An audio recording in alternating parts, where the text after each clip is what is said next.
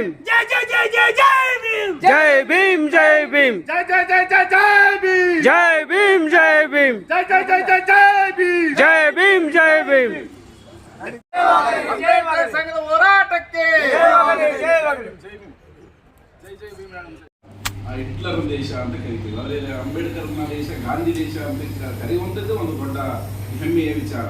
ಅಂತ ಸಂದರ್ಭದಲ್ಲಿ ಬಹಳಷ್ಟು ನಮ್ಮ ಸ್ನೇಹಿತರು ಹಿಂದಿಯಿಂದ ಬಂದಾಗ ನಾನೆಲ್ಲರೂ ಕೂಡ ನಾಲ್ಕಾರು ಜನ ಸೇರಿದ ಒಂದು ಚರ್ಚೆಯನ್ನು ಹೋಗ್ತಾ ಇದ್ದೆ. ಅದು ಅಂಬೇಡ್ಕರ್ ಹೆಸರೇನಿದೆ ಅದು ಅದರಲ್ಲಿ ಮೂರ್ತಿ ಮಾಡಬಾರ್ದು.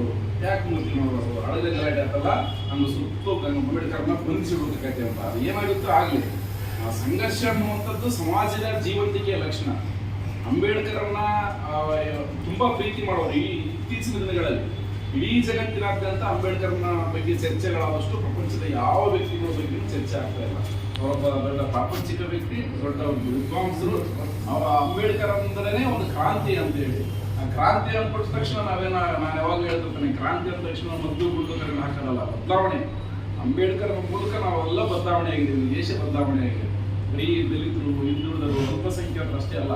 ಅಂಬೇಡ್ಕರ್ ಅನ್ನುವಂಥ ವ್ಯಕ್ತಿ ಯಾವ ಕ್ಷೇತ್ರದ ಯಾವ ಜನಾಂಗದವರಿಗೂ ಕೂಡ ಅವರು ಸವಲತ್ತುಗಳನ್ನು ಕೊಡದೇ ಇರುವಂತ ಒಬ್ಬ ದೊಡ್ಡ ವ್ಯಕ್ತಿ.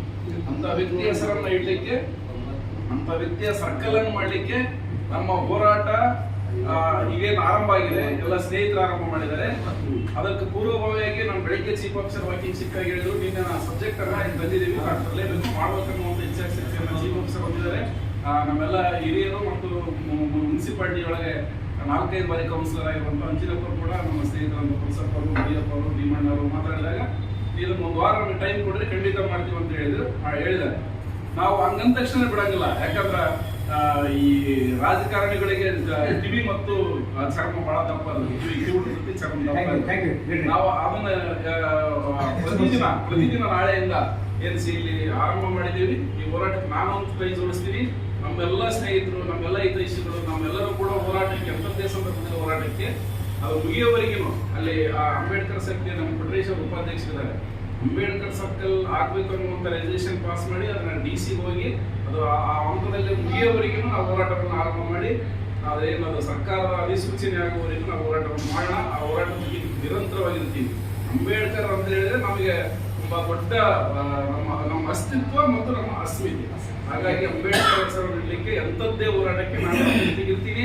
ಈ ಹೋರಾಟವನ್ನು ಇಷ್ಟೇ ಬಿಡೋದಲ್ಲಿ ನಮ್ಮ ತಾರ್ಕಿಕ ಕಾರಣವಾಗಿ ನಮ್ಮ ಹೋರಾಟವನ್ನ ಡಿವಿಯೇಷನ್ ಮಾಡುವಂತ ಕೆಲ ಪ್ರಯತ್ನಗಳು ಕೂಡ ನಡೀತಾ ಸ್ಟಾರ್ಟ್ ಆಗ್ತಾವು. ಅಲ್ಲ ಅದಕ್ಕೆ ಯಾಕ ಅದು ನಿನ್ನ ಕ್ರಿಕೆಟ್ ನೋಡು, ಅಂಬೇಡ್ಕರ್ ನಿನ್ನ ಸೀಮಿತ ಮಾಡ್ತಾರೆ ನೋಡು, ಏನೇನೋ ತಂತ್ರಗಳನ್ನ, ಕುತಂತ್ರಗಳನ್ನ, ಪ್ರತಿತಂತ್ರಗಳನ್ನ ಹಿಡಿತಾರೆ. ಎಲ್ಲ ತಂತ್ರಗಳನ್ನ ನಾವು ಮೀರಿ ಅಂಬೇಡ್ಕರ್ ಅವರ ಸರ್ಕಲ್ ಅನ್ನ ಮಾಡ್ಲಿಕ್ಕೆ ನಮ್ಮ ಎಂಥದ್ದೇ ಹೋರಾಟಕ್ಕೆ ನಾವೆಲ್ಲ ಸಿದ್ಧ ಇದ್ದೀವಿ. ಆ ಸಂಗಾತಿಗಳು ಯಾವುದೇ ಹೋರಾಟ ಕರೆ ಕೊಟ್ಟರು ಕರೆ ಕೊಡೋವಲ್ಲ, ಆ ಕರೆ ಕೊಡೋದ್ರ ಒಂದು ಭಾಗವಾಗಿ ಅಂತ ಹೇಳ್ತಾ ನಾನು ಮಾತು ಮುಗಿಸ್ತೀನಿ. ಎಲ್ಲರಿಗೂ